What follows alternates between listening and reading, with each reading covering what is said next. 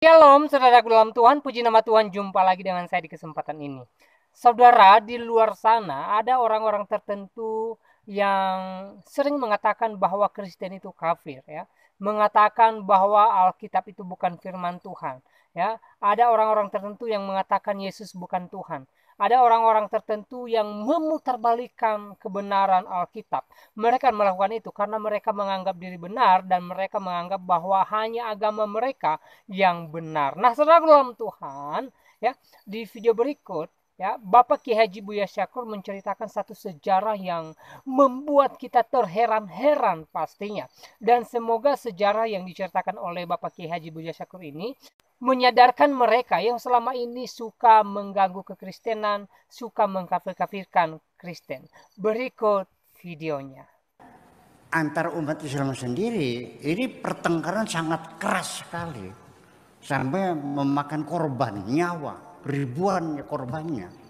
Perdebatan tentang akidah semacam ini, yang semuanya adalah kira-kira mereka semua kok. Termasuk Quran itu makhluk atau bukan makhluk, ini jadi masalah. Korbannya 10.000 orang Mu'tazilah yang dibantai, dipenggal kepalanya oleh orang ahli sunnah wal jamaah. Itulah makanya ada satu mazhab namanya panteisme. Panteisme itu bahasa Arabnya wahdatul wujud, seperti yang diyakini oleh Syekh Siti Jenar, oleh Al-Hallaj dan pengikut-pengikutnya, bahwa alam ini adalah manifestasi dari ketuhanan. Jadi alam ini adalah bagian dari ketuhanan yang bisa kelihatan kita. Tuhan yang hakikinya tidak bisa kita lihat.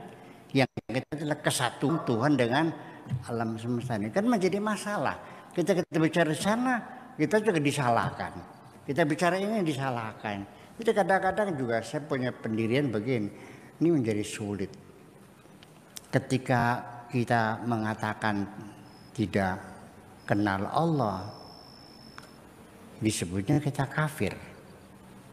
Kalau kita bilang kenal Allah, kita disebutnya murtad. Jadi gimana? Baiknya dijawabnya, kenal atau tidak kenal? Kalau tidak kenal disebutnya kafir. Kalau kenal disebutnya jadi sulit. Jadi artinya antar umat Islam sendiri ini pertengkaran sangat keras sekali, sampai memakan korban nyawa, ribuan korbannya.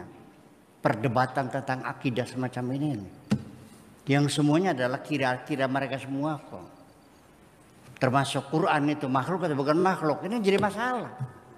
Korbannya 10.000 orang Mu'tazilah yang dibantai, dipenggal kepalanya oleh orang ahli sunnah wal jamaah. Kejam. Begitu Mu'tazilah menang juga sama, orang sunnah jamaah dibantai juga, bolak-balik sama akhirnya. Nah, ini masalah akidah, masalah Quran, masalah qada dan qadar, masalah seseorang melakukan dosa, apakah pasti nanti dihukum? Orang melakukan kebaikan, apakah pasti dapat pahala? Ada kelompok umat Islam yang mengatakan kita kembalikan kepada Allah. Allah punya kuasa. Orang berbuat baik dihukum, orang berbuat jahat dikasih pahala. Pokoknya terserah Allah. Ini namanya kaum murji'ah. Murji'ah itu adalah menyerahkan semuanya persoalan kepada Allah semuanya itu. Itu juga sama, dibantai juga. Jadi ya seperti itu. Nah, jadi pada akhirnya pertanyaan terhadap apa tadi yang sejak kapan peradaban mencari Tuhan itu aja? Oh iya, yaitu. Jadi sejak kapan peradaban atau agama itu dimulai? Itu sejak zaman manusia masih hidup primitif. Nabi Adam itu hidupnya primitif atau modern ya? Primitif. Nabi Adam itu makanya daging mentah atau digoreng dagingnya? Nabi Adam pakai kotek atau pakai sarung?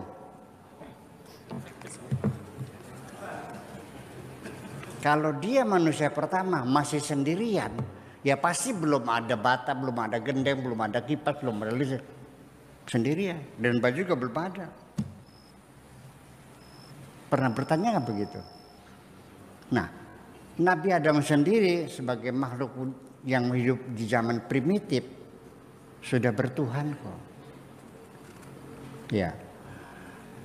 Sejak kapan? Sejak manusia ada di bumi, melihat fenomena alam semesta dengan musim yang berganti, dengan halilintar, dengan terik matahari, dengan apalagi gempa bumi, dengan tsunami dan bencana-bencana alam yang lainnya, apakah itu tektonik, apakah itu vulkanik dan sebagainya, itu semuanya mendorong manusia berpikir pasti di sini ada kekuatan besar yang mengatur alam semesta. Jadi sejak kapan orang beragama? Sejak awal manusia hidup masih primitif, itu manusia sudah beragama. Agar seperti apa? Ya sesuai dengan pikirannya dong. Yang penting bertuhan. Kalau menemukannya sungai, ya Tuhannya sungai. Menemukannya pohon yang besar, ya pohon. Di sini juga banyak kan pohon yang dibungkus kain putih kan. Apa namanya tuh? Kebuyut. Biasanya pohon beringin ya. Biasanya. Atau pohon itu apa? Gayam tak? Luak. Pohon baru. Iya, dibungkus-bungkus, ada menyannya gitu. Saya ada menyan, ada nasi goreng, ada kopinya, ada cerutu, ada telur, ada rokok. Apa lagi tuh? Kembang ya, kembang mawar, kembang melati, kembang kenanga dan sebagainya itu semuanya. Ya, ya kita hormati aja. Mereka pasti ada Tuhan kok. Ya. Nah, kita sendiri sesungguhnya mengalami kesulitan ya untuk menerangkan Tuhan yang kita yakini kepada mereka yang primitif itu loh. Karena mereka pengennya kelihatan Tuhannya kan gitu. Sedangkan Tuhan kita kan tidak bisa dilihat. Itulah makanya bahwa kenapa di Indonesia ini agama Islam tersebar cepat sekali bahkan menjadi mayoritas. Karena dulu orang Indonesia itu pada zaman dahulu kala agamanya itu agama Kipatayang, Kapitayang. Kapitayang itu adalah agamanya orang Indonesia yang mereka mengatakan bahwa Tuhan itu tidak bisa dilihat. Berarti persis sama seperti Tuhan dalam agama Islam, laisa kamitslihi syai'un. Baik, saudara Tuhan, itu videonya. Kita sudah simak apa yang disampaikan oleh Bapak Kiai Haji Buya Syakur di video tadi, di mana beliau menceritakan satu sejarah yang membuat kita cukup terheran-heran dan juga mengerti tentang sejarah Al-Quran. Nah, saudara dalam Tuhan, ya, semoga apa yang disampaikan oleh Kiai Haji Buya Syakur tadi, ya, menyadarkan orang-orang yang selama ini suka mengganggu kekristenan, suka mengganggu Alkitab, suka memutarbalikkan fakta kebenaran Alkitab, ya, suka mengkafir-kafirkan orang Kristen dan lain sebagainya. Ya, saudara dalam Tuhan, dari apa yang beliau sampaikan, ya, boleh kita simpulkan bahwa setiap agama punya masa kelam, saudara dalam Tuhan.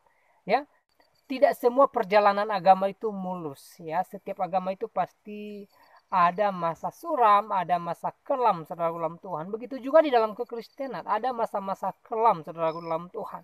Ya, jadi kita jangan terlalu menganggap diri benar atau menganggap agama kita yang paling benar. Ya, yang terbaik dan yang terpenting saat ini adalah kita hidup bertoleransi, kita hidup saling menghargai, kita hidup saling menerima perbedaan yang ada.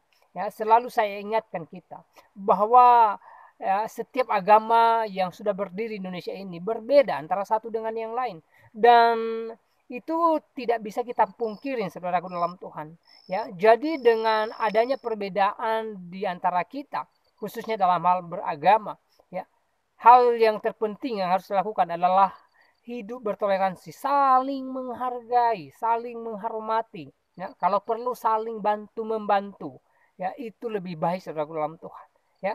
Dan sekali lagi, ya, kiranya apa yang disampaikan oleh Kiai Haji Buya Syaku tadi memberkati kita sekalian, terutama ya menyadarkan orang-orang yang selama ini menganggap diri benar, menganggap agamanya yang paling benar, sampai-sampai mereka sering menghujat Kristen, ya, mengkafir-kafirkan orang Kristen dan lain sebagainya, ya. Nah, saudara dalam Tuhan, di kesempatan ini juga saya mau pesankan bagi kita, ya, apapun keadaan saudara, mari kita tetap berserah kepada Tuhan. Mari kita tetap mengandalkan Tuhan dan mari kita tetap memuji Tuhan dalam kehidupan kita. Ingat saudara dalam Tuhan bahwa Tuhan tidak pernah meninggalkan kita dalam segala suka dan duka kita. Hal yang terpenting adalah bagaimana kita berserah kepada Tuhan dan bagaimana kita percaya akan janji Tuhan dalam kehidupan kita. Nah, saudara dalam Tuhan, saya tidak terlalu panjang lebar menyampaikan pesan dalam video ini. Kiranya video singkat ini memberkati kita dan Tuhan Yesus memberkati kita semua. Shalom.